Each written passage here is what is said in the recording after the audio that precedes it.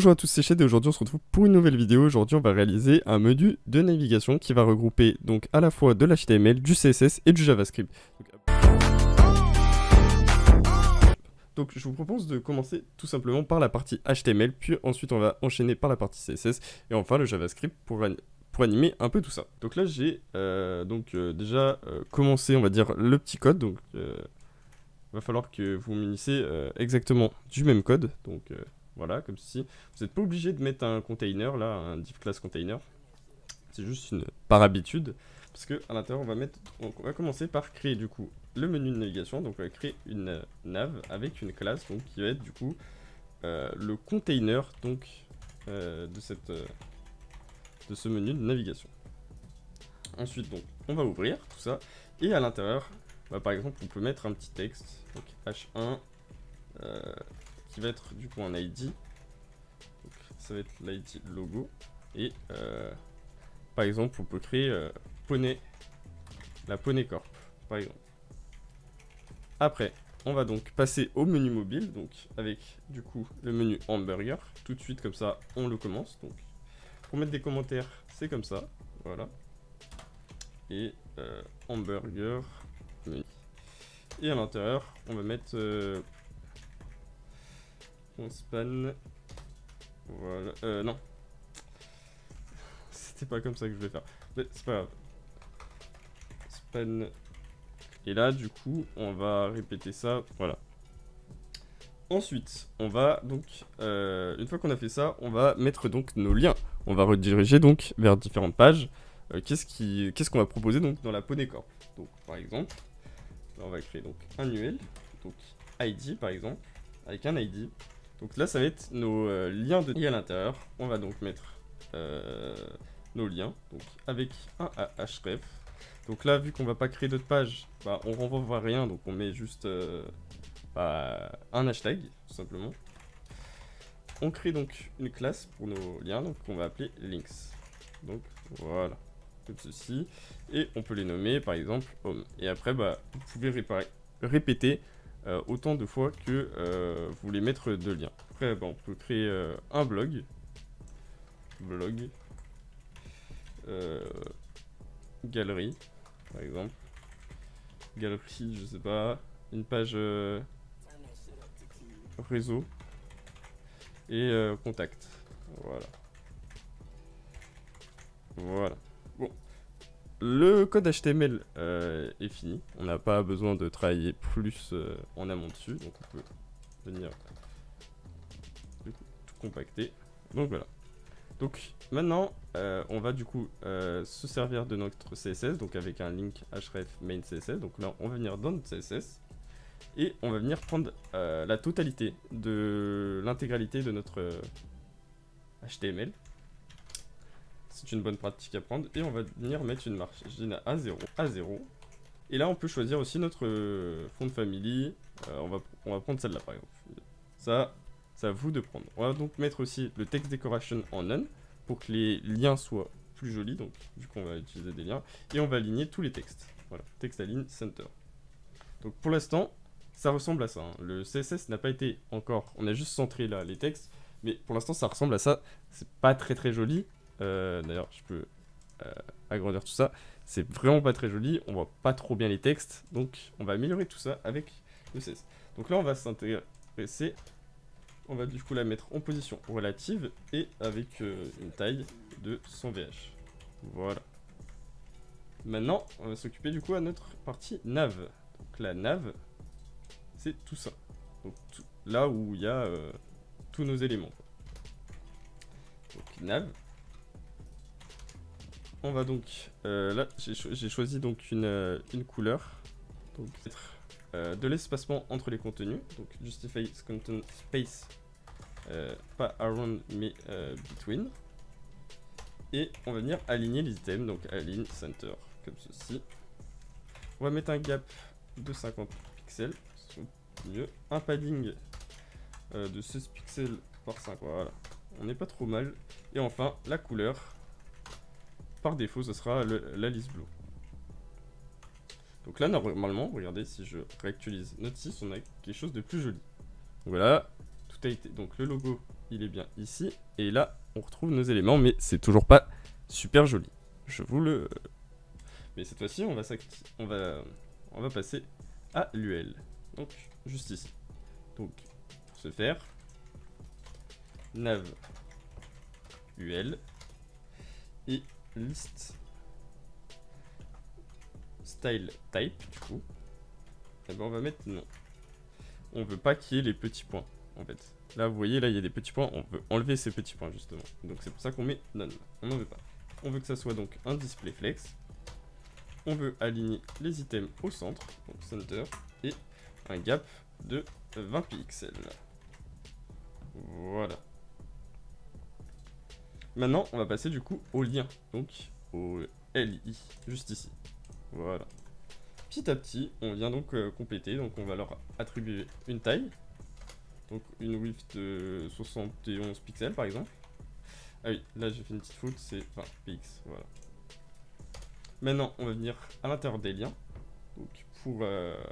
ça va être plutôt la partie graphique, c'est-à-dire que quand on va passer dessus, bah, ça va faire une animation.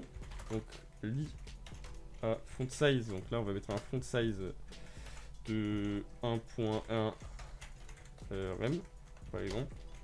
Cursor, donc quand on va passer devant par exemple home, bah, que ça mette un pointer. Donc ça vous pouvez changer comme d'hab, on ne change pas. Puis maintenant on va faire une animation quand on va passer du coup la souris dessus, donc li à over, donc, comme ceci.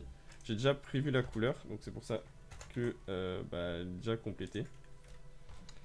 Ça permet de gagner du coup du temps et de pouvoir mieux vous expliquer. Donc on va mettre... Et après bah, on va travailler bien évidemment la responsivité. Alors maintenant regardez ce que ça donne. Donc voilà, là c'est beaucoup plus joli. Je trouve hein, personnellement c'est beaucoup plus... voilà, donc maintenant on va travailler du coup la responsivité. Donc pour ce faire, un petit media screen. Et à l'intérieur, on va passer media screen, pardon, n du coup la taille maximum. Avant que ça va prendre la classe donc hamburger. Donc on va activer cette classe qui est pour l'instant bah, pardon, le gap du pixel, margin rate, margin rate de moins 10 pixels. Ensuite, donc on va s'intéresser du coup à nos lignes à l'intérieur, donc nos lines. Donc, point lines. Ça va être display, donc bloc, une taille, enfin une height de 2 pixels avec une largeur du coup de 35 pixels. Et après, donc là, ça va être nos classes JavaScript qui vont être implémentées. Mettre la navbar, donc nav en position pixel comme ceci. Ensuite on va faire les liens, donc la partie lien avec du coup les UL, une width de 100%. Donc là on commence vraiment la responsivité. Bah, du coup flex on va mettre c'est flex direction mais on va mettre en column. On va venir tout centrer, donc justify content center. On va tout aligner, pareil centré. Et position, on va mettre ça. Après, je pense qu'on a tout fait niveau modification ici. Je vais juste regarder. Ouais, là, ça me paraît pas mal déjà. Maintenant, on va faire les liens, donc avec A, couleur RGBA, donc 12. Bah, font weight, donc on va mettre ça en gras, bold.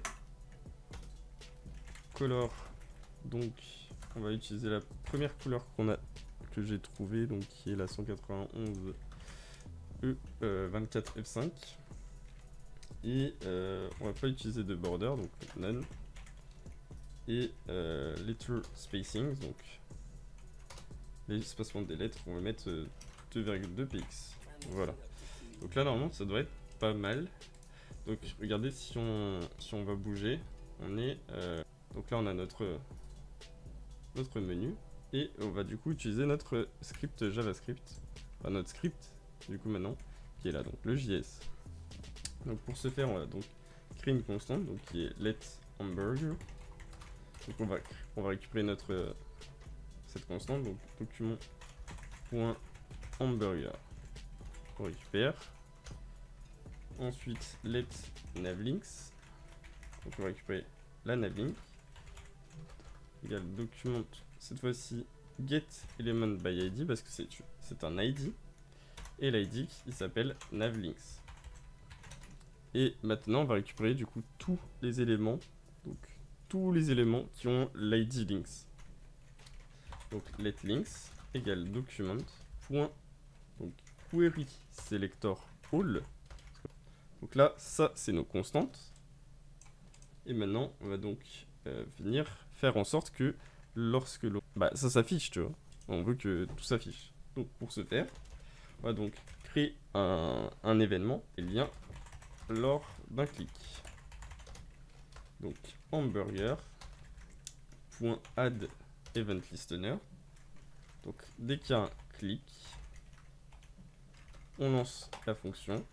Sinon, on va faire quoi? Donc on va, si c'est pas cliqué, on va du coup cacher ça. Donc nav links class list toggle donc hide.